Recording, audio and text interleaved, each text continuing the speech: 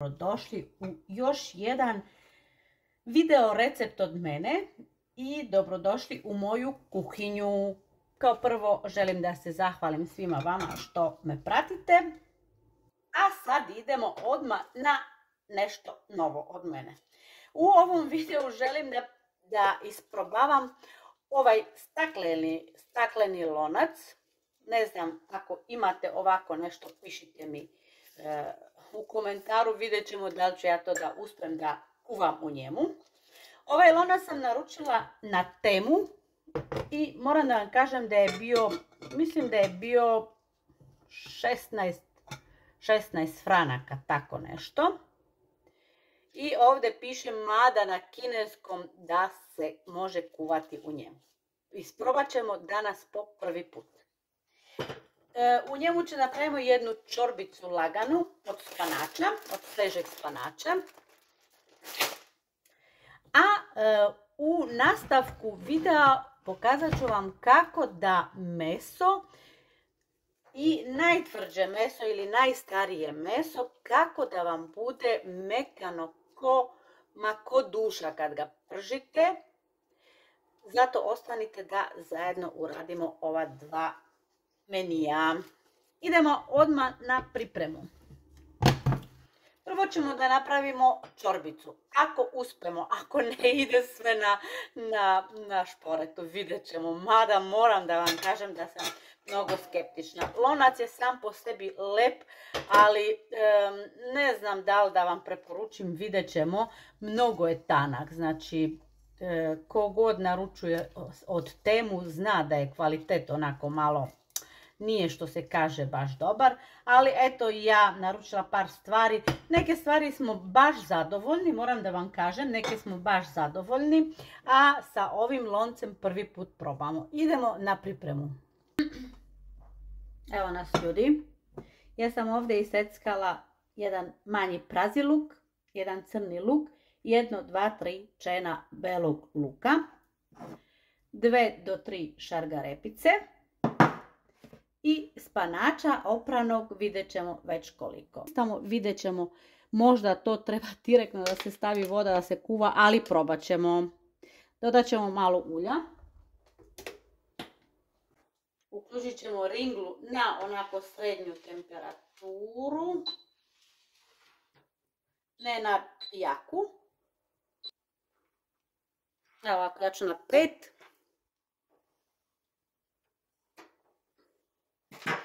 I dodat ćemo odmah ovaj prazi luk i ovaj crni luk. Lonac je mali.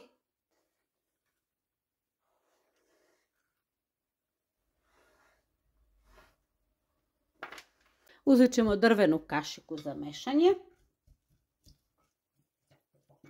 I ostavit ćemo malo da se dinsta.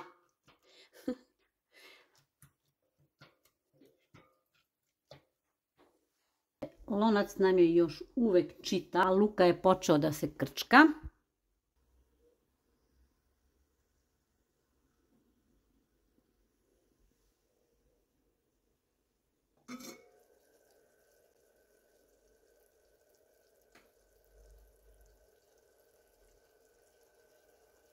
Malo mi je previše tanko ovo staklo, tako da moram malo nežna da budem.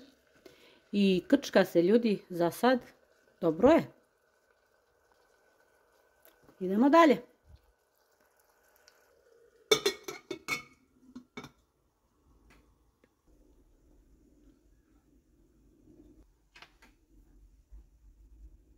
Krčka se ljudi, krčka se.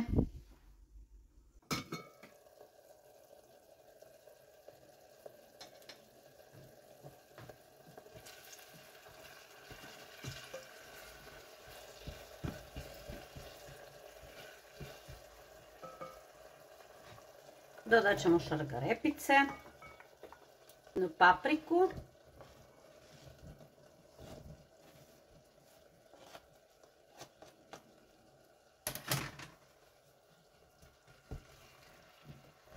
kad smo već ustanovili da možemo da dinstamo, idemo još malo da dinstamo ovo sve povrće.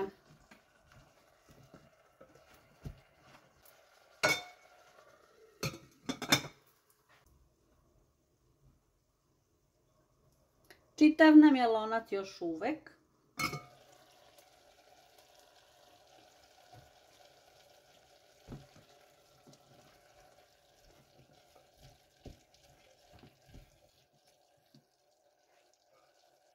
Dodat ćemo spanača ili zelje. Može i drgavi, ko zna šta je drgavi. Kod nas se zelje zove drgavina vlaški. Ja sam spanača ovdje kupila 250 grama, ovdje je kesa 250 grama i ovu kesu sam podelila na dva dela zato što mi je lonac mali. Tako da od ovih 250 grama napravit ćemo i glavno jelo i čorbicu. Spanač dodat ćemo u ovom loncu.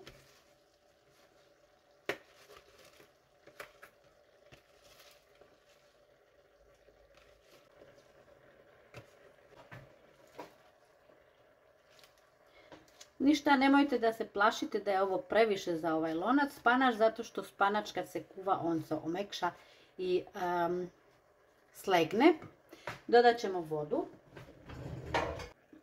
Pola litra za početak vruće vode i vidjet ćemo koliko nam još treba. Dodat ćemo još malo.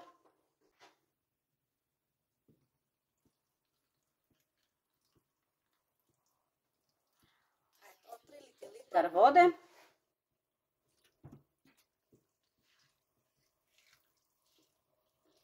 Kao što jeste ovaj. I sad ćemo lepo da pomešamo ovo sve i ostavit ćemo da se to lepo krčka. I poslije ćemo da začinimo.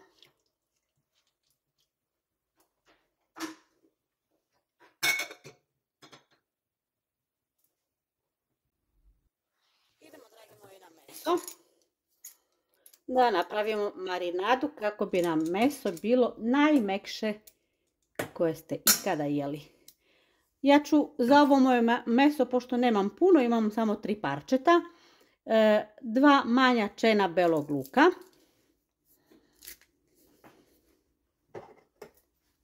vi možete i da seckate, možete i beli luk u prahu. Dodat ćemo pola kašičice slatke aleve paprike, 1 celu kašičicu soli,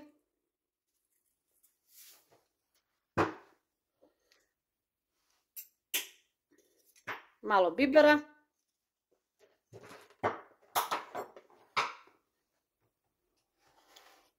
i dodat ćemo malo mleka. Znači cela tehnika ili cela taktika je u mleku kako bi vam meso bilo najmekšije koje ste ikada jeli. Stvarno ovo isprobajte, bit ćete oduševljeni. Dodat ćemo malo ulja.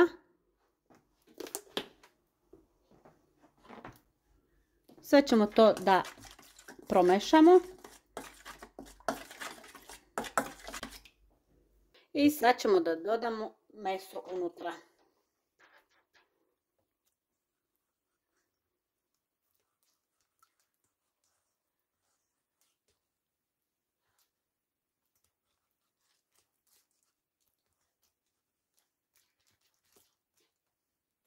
Kao što sam rekla, ja ovaj put imam samo 3 parčeta, a vi stavite po vašoj potrebi.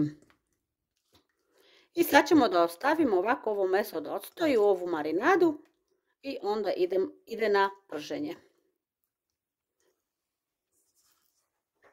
Znači u čemu je taktika ili tehnika da vam meso bude mekano kao duša, marinadu napravite sa mlekom. To je to što meso čini mekano, slatko, onako sočno iznutra, da vam se ne suši, znači stavite samo mleko. I evo ljudi, samo sam na kratko bila, znači samo sam odsutna, na kratko bila i meni lonac počeo da kipi.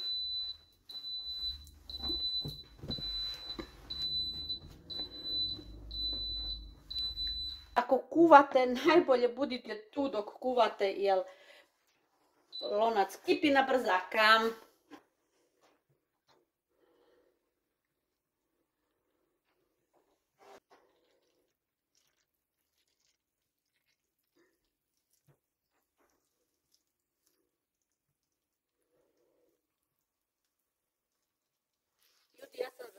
prezadovoljna sa ovim loncem.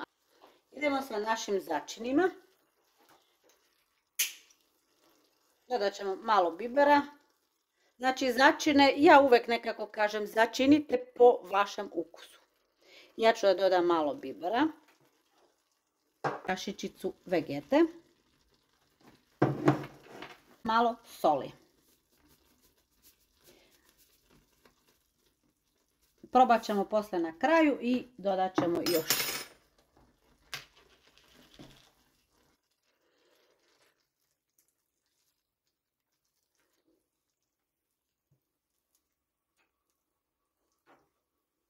Znate da spanač ili zelje ili šta god ne kuva se dugo, znači možda 10 minuta otprilike.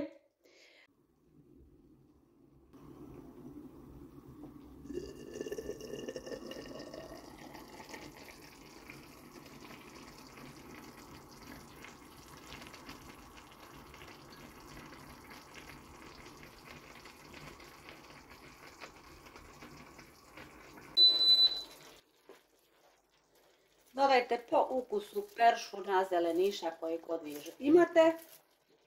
Ja ću ovaj put moj mladi luk. Probajte još jednom čorbicu i idemo sa zaprškom. Ova čorbica će da bude baš onako letnja, kao iz bašte kad ste ubrali. Pogledajte samo koliko je to lepa čorbica, a još zdrava. Moramo malo ljudi da se hranimo i zdravo. Prošla zima, ide nam leto polako. Ja sam ovdje stavila žitarice da mi se kuvaju za glavno jelo. Vi možete i pirinač. Sad ćemo da probamo još jednom. Idemo zapršku da pravimo. Tako što ćemo staviti jedno jaje. Jednu malu kašičicu gustina. I ako vam je posna, onda izbacite ovo mleko ili pavlake. Ja ću ovaj put da stavim mleko. Otprilike decilitar, pola decilitra, decilitar. Sve zavisi od vaše tekućine. Malo soli. Pošto nam čorbica nije toliko slana, dodat ćemo u ovo i malo vegete. Znači zapršku isto začinite, sve ćemo lepo da pomešamo.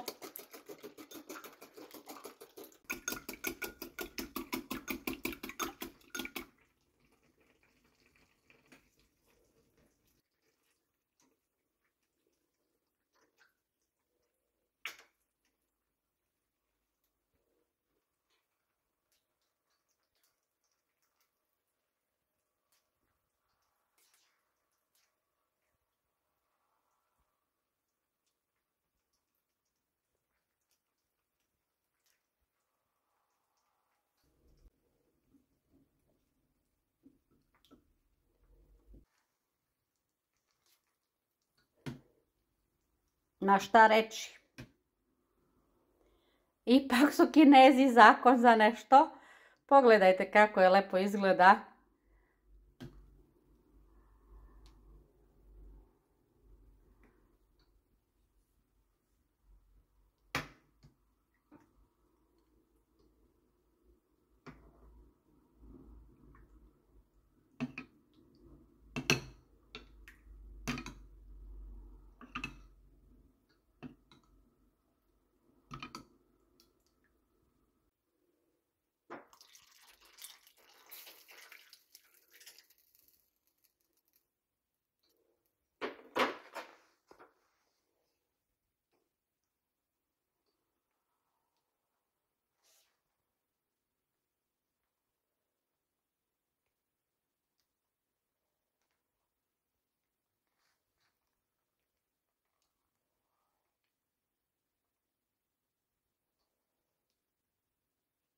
Ovo je jako važno u čorbu kad sipate lagano ili da pomešate malo da sjedinite hladno i ova jaja, zato što vruće i ovo jaje lagano, zato što da vam se jaja ne bi napravila onako omlet unutra, kajgana, i kako bi čorbica bila onako glatka.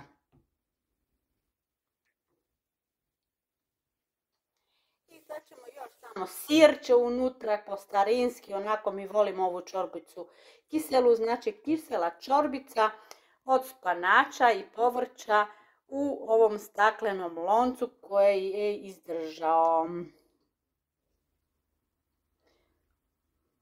Idemo na glavno jelo. U jednom loncu stavila sam onako sitno seckan crni luk. Ovdje sam iseckala preostalu onu kesu spanača i dodala sam 2-3 čajna belog luka.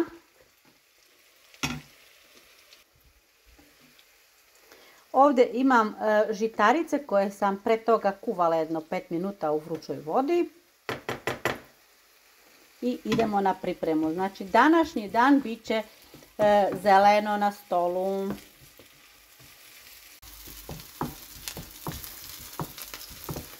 Dodat ću jednu kašičicu vegete i odmah zatim dodat ćemo i ovaj spanač.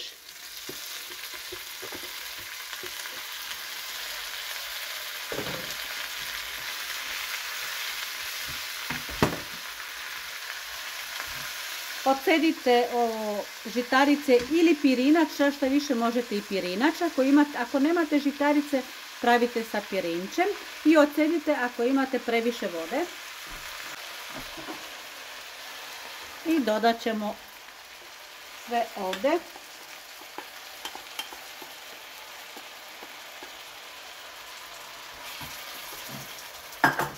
Danas jedemo zdravo. Pomešat ćemo malo.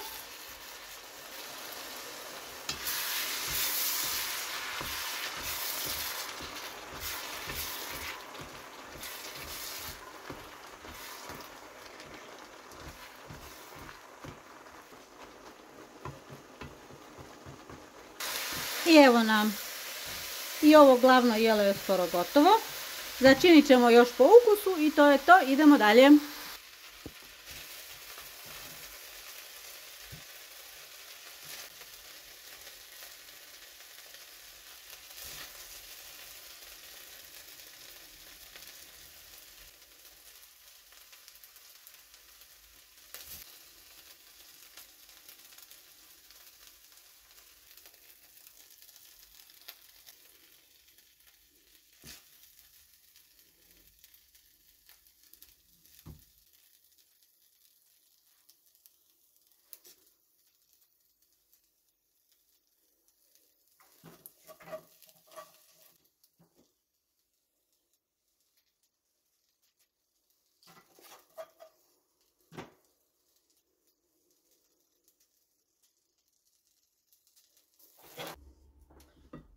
Kad smo punili paprike, dodat ćemo u istom loncu ili tiganju dodat ćemo ulje. Odinstat ćemo ove paprike.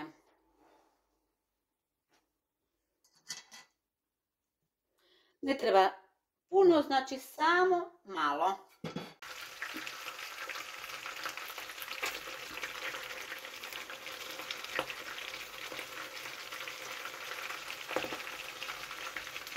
I evo ljudi moji, nakon samo 1 minuta prženja ovih paprika dodat ćemo rendani sir.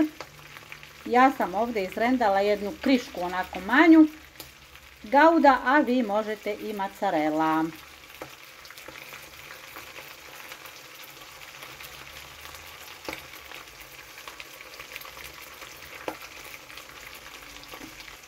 Pokrit ćemo to i ostavit ćemo onako da se to otopi.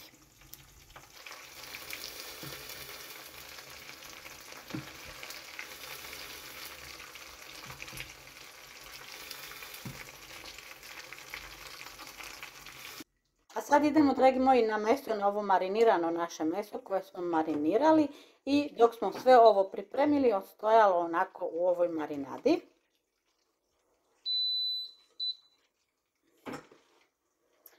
Na tiganju dodala sam ulje i sad ćemo polako da izdinstamo, da pržimo ovo meso.